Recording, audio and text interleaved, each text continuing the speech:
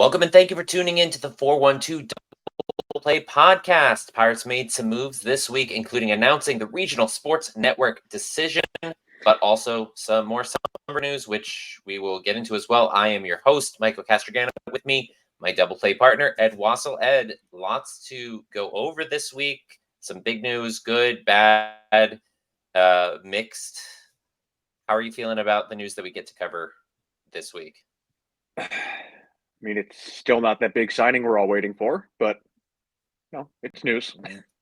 Maybe soon. The whole shopping in a different aisle. So far, it's still a same discount one, but Yes. potentially would change with the announcement that the Pirates have decided on their regional sports network. They are partnering with Sportsnet Pittsburgh to co-ownership the Pirates and the Pens in the Fenway Sports Group and Nesson network. Unfortunately, a friend of the show, Robbie H. Mikowski, is not coming back, as was reported this past week. He is staying in the Pittsburgh area. He's looking to pursue other options. We wish him all the best. He's just a dude, and I think that a lot of people kind of took for granted the reporting that he did, the rapport that he built.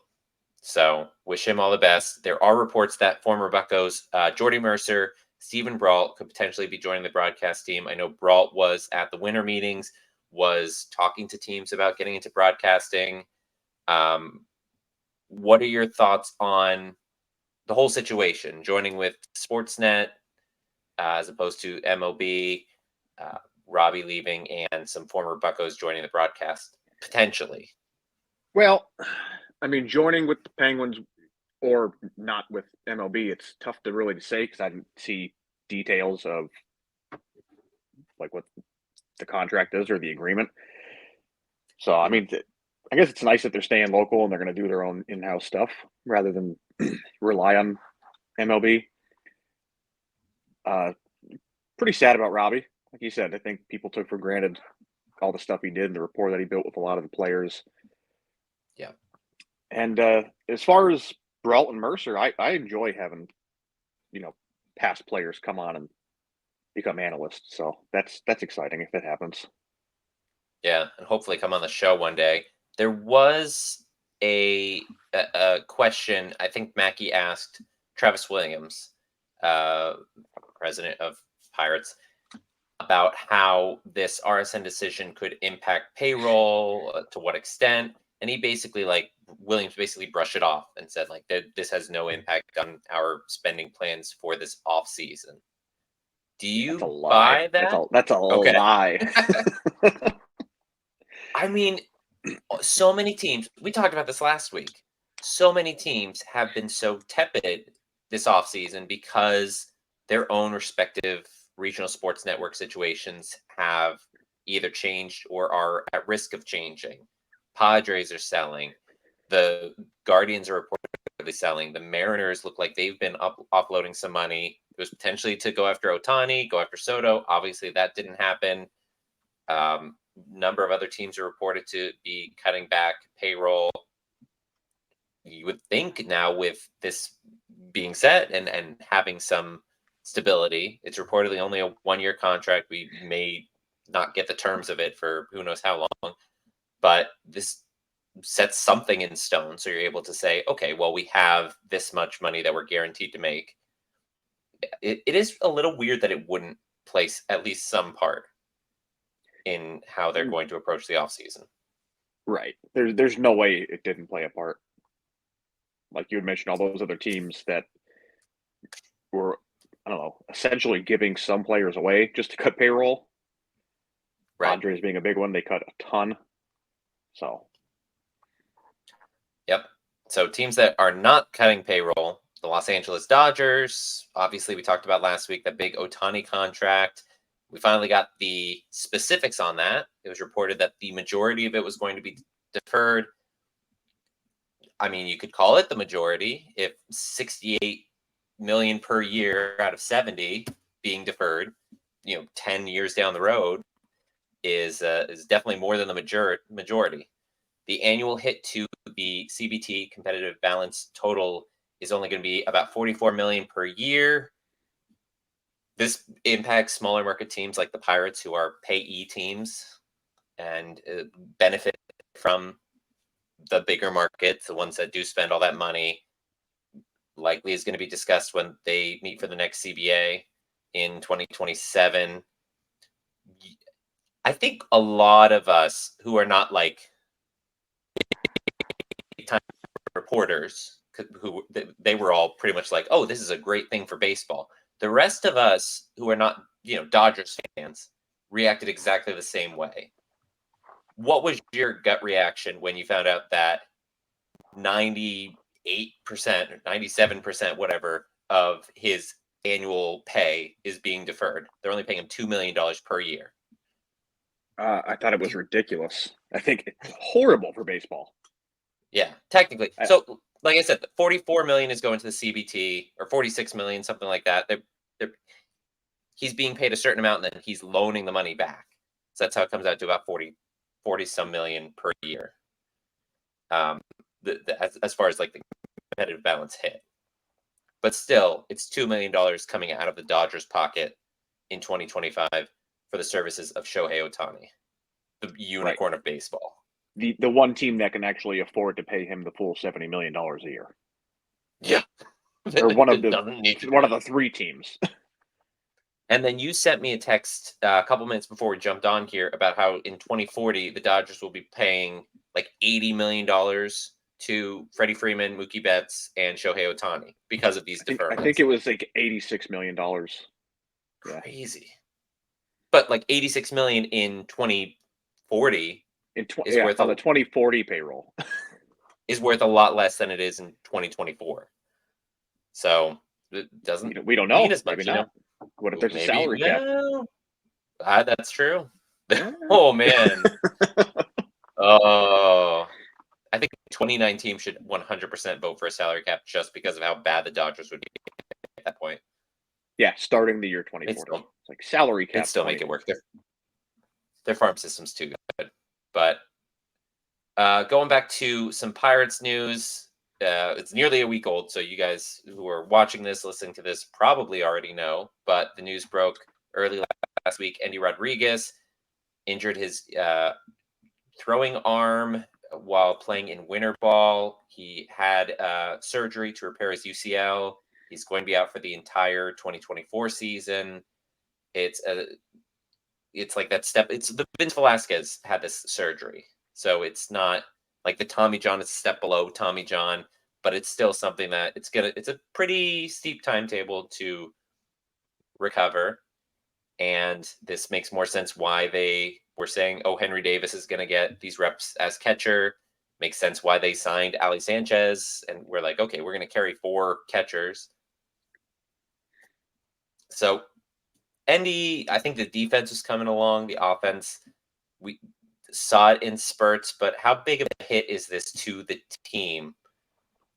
Whether like the offense, the defense, pitch framing, morale, because the kid's always got a big smile on his face. Like, how big of a hit is this to the 2024 team? I mean, really, only time is going to tell. For me, I feel like it's a decent hit. Like you had said, his defense, I was pretty impressed with for being a first-year rookie catcher, rather. Yeah. You got to give his bat time to come around, stepping up to the next level like that. But he did just seem like every day he was out there, it was just like, and this is the best day of my life. He reminded me of a dog almost. Like dogs are always happy. He was just always happy to be there. He just seems like the happiest, like coolest dude. And the one thing I was going to say about his stats, like the framing's still developing, still kind of getting rapport with pitchers.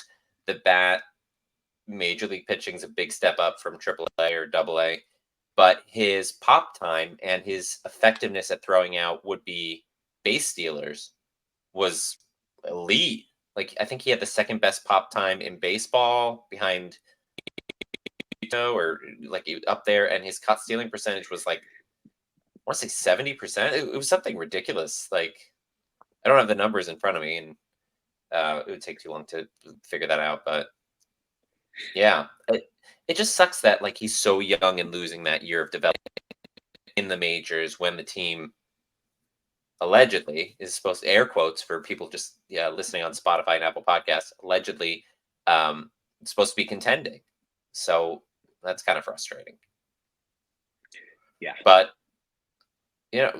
hopefully Henry Davis can make the most of being our new number one catcher and can work through some of the issues that he has faced coming up through the system and faced in his 2 innings that we saw with the Pirates last year, and getting more reps and makes it work.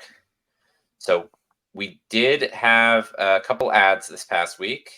Rowdy Tellez was DFA'd earlier this offseason by the Brewers, coming off a bit of a down year, impacted by injury, kind of hit and miss. Power was down. But in 2022, he played in 153 games and slugged 35 home runs, 23 doubles with a 113 OPS plus. We, at times, saw him have some big games in PNC Park. If he can get back to that 2022 level, the fact that we're paying him $3.2 million, our only free agent signing so far, could be a real win. He has a lot of swing and miss issues. He doesn't walk a lot, and he's kind of a liability at first base.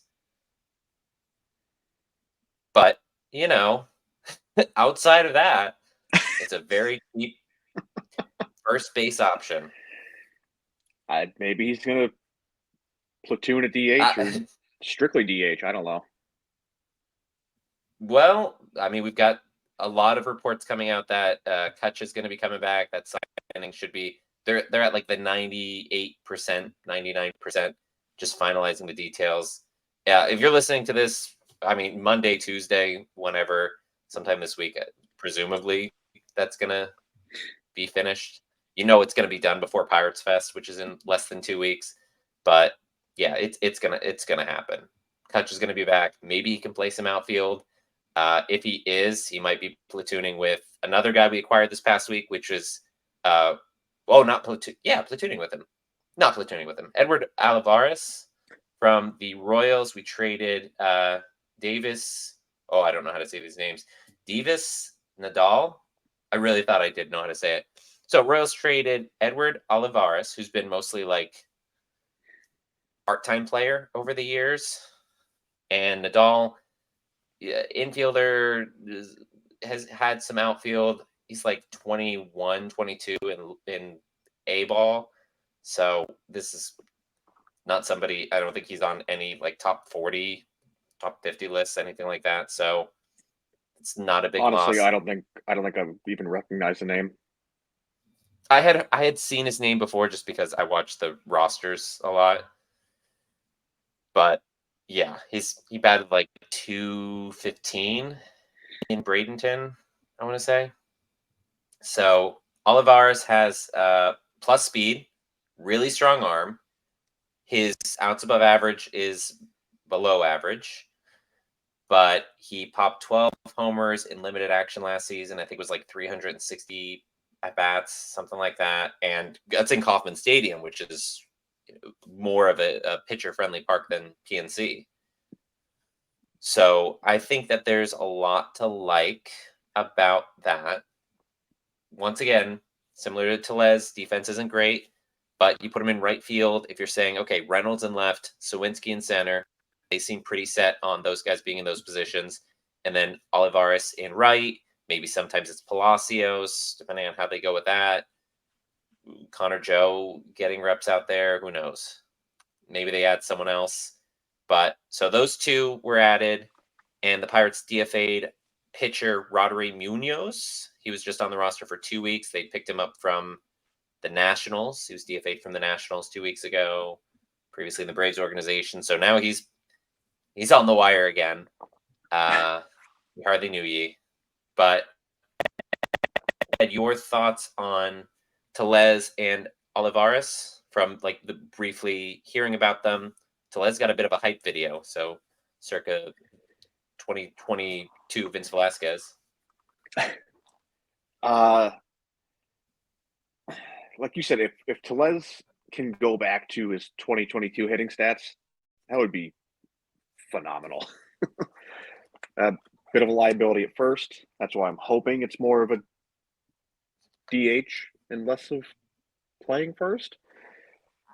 Who's the other guy? Alvaro? Did you say it is? Olivares. Edward Olivares. Yeah, I know some of the. You get the last name, but not the first name? I knew the first name. I just didn't know the last name. Anyway, some of the snippets of the stats that you sent me over are intriguing. So, I mean, it seems like he hits pretty well against our divisional opponents. So, got to take fly around. If you look at his Baseball Savant, they'll show his homers calculated to like park dimensions. So in our division, if he was playing 100, well, how many ever games he played, all of his games at PNC Park, it would be about average. But if he played at Great American Ballpark for the Reds, or Wrigley Field, or Miller Park, what's that called now? American Family Insurance Park. Whatever. He would have popped like 20 home runs in each of them. Like so, which means he had some really long doubles, or triples, or flyouts. Probably flyouts. Yeah, but probably flyouts. Considering what they gave up in the Tellez and Olivares deals, like they're very low risk. And who knows if these guys even stay on the roster through the offseason, if we're able to pick up somebody better. We did also make a small trade with the Yankees, exchange international dollars for former top prospect Billy McKinney, who is now on like his ninth team. Like he was a top prospect years and years ago with the A's and the Cubs, Yankees, Toronto. Oh man, he's just jumped around a lot. So it's a minor league deal. It doesn't take up a 40-man spot. It's really just depth. Means nothing. The international money, no cash change hand. It's just the ability to spend it. Right. And the money we were going to lose like the following day. Yeah. Last week was the deadline for it. So Pirates did make some international signings. Right-handed pitcher Emmanuel Chapman. He really good fastball. Really I know you love his whip. The whip is what you really like the most about him. I was gonna say. I posted about him, and then our buddy Gary Morgan said, "Yeah, just don't look at his stats." And I was shopping in Target with my kid, and I was like, "I mean, he's probably joking. Maybe it's really good." His whip, it's so bad. It's just ridiculous how a guy could be that terrible. But small sample size, different environment. You get like potentially better pitching coaches. Like maybe Marine can work with him on that. And this is, he's not on the 40-man either. This is very low level. I think he's like 24 or 20. Yeah, he's a little bit older. In Altoona or Indianapolis, but I have no idea. Yeah. They also signed minor league contracts for Jeremiah Baroa, who's a right-handed pitcher, and shortstop Jaden Kim. I think those were international signings. I think those guys are both teenagers. So they got those in ahead of the deadline. I know next to nothing about them, but just dropping that information. So yeah, Chapman's whip, not related to Aroldis Chapman, or obviously not Matt Chapman, but someone who maybe we see in the near future on the team. But yeah, like you said at the start, we're not seeing that big signing yet. Hopefully that's coming. We did get on the more national side a couple announcements this past week.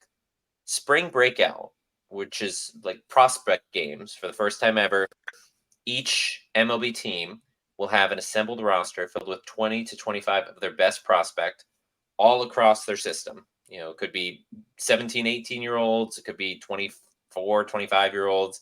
As long as they're prospects, they are eligible to be on these teams.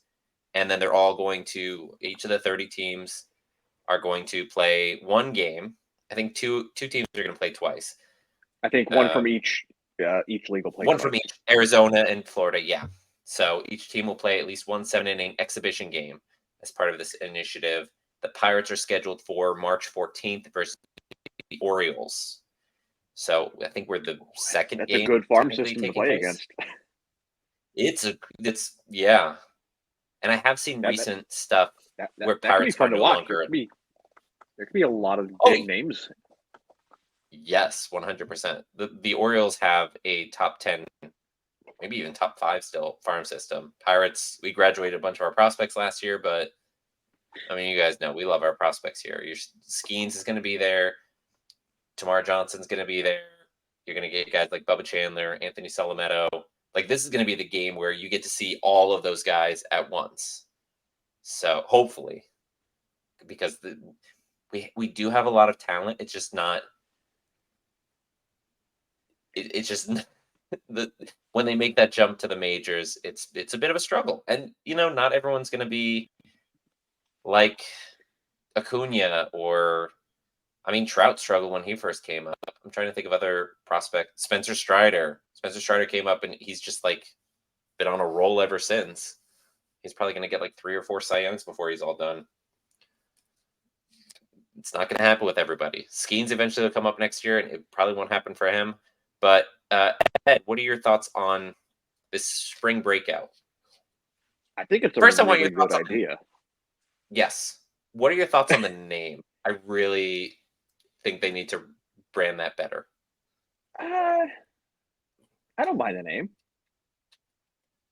Spring Break. I don't know. Spring I break know. out. What do you want to call it? I mean, you can call it like a spring showcase, I don't know. I guess. Yes. Yeah, showcase. Get showcase in there somewhere. Showcase or like battle of the something. But it's just like moderated or like umpired by Shohei, just so they call it a show dash case. No, I'm tired of Shohei. I'm tired of talking about him. I'm tired of hearing about him. I'm over it. $70 million a year. When you told me we were going to talk about it today, I'm like, why? I don't want to. We're done. That's it. That's the last time. Never again. Except in June when we face them in PNC. That was July. Whenever it is. Either way, I don't want to talk about them anymore. Yeah. All right. So another thing we have here, MLB Pipeline way too early draft top 100. So list came out, top 100 draft prospects. Pirates obviously have the number 9 pick, and it's a college hitter heavy top of the list. And at number 9, Pirates would be slotted if it went right in order with how it is now. Outfielder / shortstop Seaver King of Wake Forest. So Ed, you said you looked into the list. Did you look? I've got the list up now. Okay. So King kind of fits in with the Charrington mold. Yeah, I don't like it. Which I figured you'd say. So he played in and excelled at Cape Cod League last year. He just transferred to Wake Forest this fall. He was playing D2 ball at Wingate, which I think is North Carolina, I want to say. So it's going to be a step up. Like I said, did really well at Cape Cod. But, yeah. Yeah, I'm at this point, I don't know how important it is. I feel like there's year in and year out, first base is like our weakest position, and we still don't have anybody in the system that you're like, oh, we're just waiting on this guy. I mean, you can say maybe Nunez, but he's still. That's the thing. There's a lot of guys who could figure it out. There's a lot of guys who maybe they end up shifting over there. Like everyone wants to put Davis at first base. Can't do it now. I mean, but the nice thing is there's 1, 2, 3. There's 3 first basemen that are ranked in the top 9. So yeah,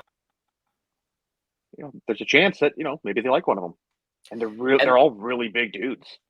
Right, and once again, 6'5", 235. This is what 7 months away. 6'6", 211.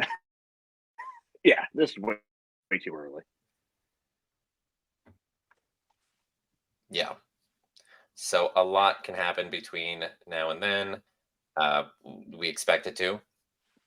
We do. Let's see. Is there anything else that's been going on? Kind of flew through all that, but We do have a bunch of stuff coming up with, obviously, with the new year. We're going to start doing our rundown. I sent Ed the list, so he's going to be already doing positional rundown.